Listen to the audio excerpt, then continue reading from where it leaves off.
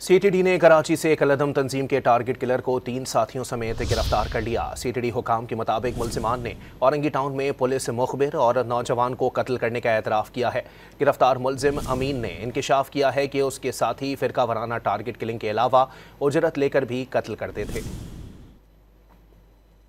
CTD ने कराची से कलअदम तंजीम के टारगेट किलर को 3 साथियों समेत गिरफ्तार कर लिया। सीटीडी हुकाम के मुताबिक मुलजिमान ने औरंगी टाउन में पुलिस मुखबिर और नौजवान को कत्ल करने का एतराफ़ किया है।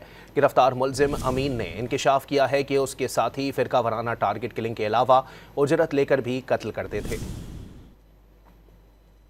सीटीडी ने कराची से कलअदम तंजीम के टारगेट किलर को 3 साथियों समेत गिरफ्तार कर लिया। सीटीडी हुकाम के मुताबिक मुलजिमान ने औरंगी टाउन में पुलिस मुखबिर और नौजवान को कत्ल करने का एतराफ़ किया है।